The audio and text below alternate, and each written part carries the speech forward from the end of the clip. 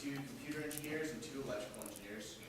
Last semester, our project was to develop a booster pack compatible with the Texas Instruments MSP430 and CC3200 to use microprocessors wherein we'd be able to operate a set of blinds from our phones wirelessly. After that, if we successfully completed that, our new task was to take our booster pack to market and Kickstarter with a specific application. So after a little bit of brainstorming, the team actually came up with a project wherein we actually are going to use our booster pack to operate a hydroponics system. And so for those of you that aren't familiar with hydroponics, this is the practice wherein you grow plants without soil. For example, you put your plants in a soil substitute such as rock wool, similar to a common housing insulation, and you actually have a system where you drip water, nutrient-rich water over the roots of the rock wool in this case of the plants, so they're able to thrive without having to have any soil. So, given that in mind, we had 3 performance metrics essentially. One of them was to launch a Kickstarter around our booster pack and our product, which is called the Root.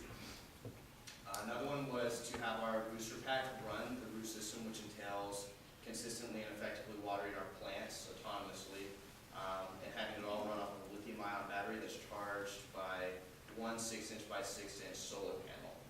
The third performance metrics that we have is to address a recommendation we received last semester to find out exactly when our lithium-ion battery is being charged by the solar cells. So I'd like to start with that one. We actually devised a method through programming our microprocessor in Energia, wherein our microprocessor actually reads the current of a certain related wire that runs from the solar panels to our battery. And so by reading that current, we're able to tell when the solar panels are actually charging our battery. So that takes care of one of our metrics. Another one is our booster pack actually can successfully and consistently water the plants, which is great, because that's all it needs to do, really. And it runs the watering according to a schedule devised by our Energia code on the microprocessor, and it does run on as little as one 6-inch by 6-inch microprocessor. Now, whenever you guys go out and see there, we actually have kind of a monster solar panel setup. We have 2 by 2, so we actually have a 1 foot by 1 foot square solar panel, so we've got it supercharged right now. Now, actually, one area of contingency we really ran into was finding a pump.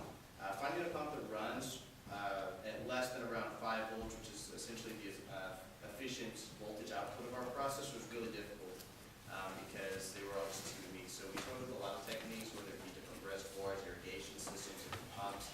We actually ended up finding a pretty simple solution where we use a series of drippers that are pressure sensitive and a diaphragm pump driven by a voltage step-up regulator. That works fantastic. It gives us a higher voltage, we have higher power. The lithium-ion battery is so big that it runs great and it runs long run. So that being said, the largest time sink of this project by far was the Kickstarter. As it turns out, bonding the theories of engineering and business is not a simple thing. I can do Fourier transforms all day, but saying that for Kickstarter is really hard. We actually toyed for like weeks on end trying to set up what's called a limited liability corporation, an LLC.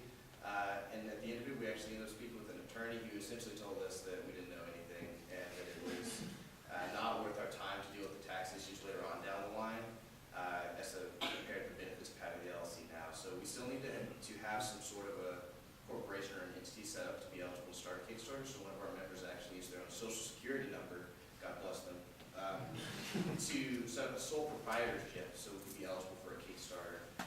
So after that, we were actually able to enter that. The next issue we really ran into was the gray area of intellectual property between our project and the Texas Instruments intellectual property. What we found there is technically the intellectual property of our booster pack, which is what we designed in our first semester, resides within Texas Instruments. However, it's not likely patentable because the combination of Texas Instruments evaluation modules that we assembled to put our booster pack together would be considered obvious by any legal examiner. Now, however, that being said, the specific combination and innovation we use to use our booster pack to put our entire root system together would be considered our own intellectual property.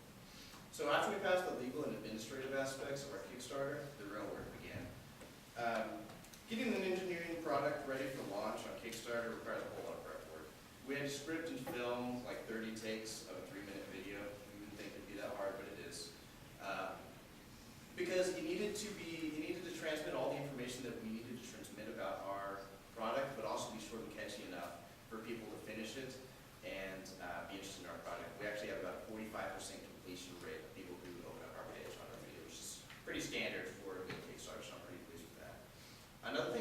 Kickstarters. Kickstarter is a community in the truest sense of the word. In order to really connect with people there, you have to show that you actually have a story, that we're real human beings and we're invested in our project. And so to that end, we've actually been running a blog for the past 6 months called nibblesandbites.tumblr.com that anybody can check out, where we've documented the entire project from its inception to its current state. Now, the last portion of our Kickstarter was essentially we need a really aggressive marketing campaign in order to receive the funding that we need to succeed. And we set a $2,600 funding goal within a 30-day period. And actually within the first 5 days of our Kickstarter, we reached about a third of our funding goal. Just so you guys know, we're on about day 9 right now. After day 5, our funding pretty much leveled off, and we actually lost about $80 yesterday, I think, so sad story. But that's okay. To that end, we're actually investigating new methods of receiving funding because that's pretty imperative to us succeeding on Kickstarter. For those of you that don't know, if we don't meet our funding goal, we have to give all the money back, so we don't get it in. So what we're doing now is we're reaching out to friends and family. We're posting marketing strategies on relevant crowdsourcing communities and websites and some other things. So I'd like to encourage everybody here to reach out and check out our project on Kickstarter. The route, pretty easy to search in Kickstarter.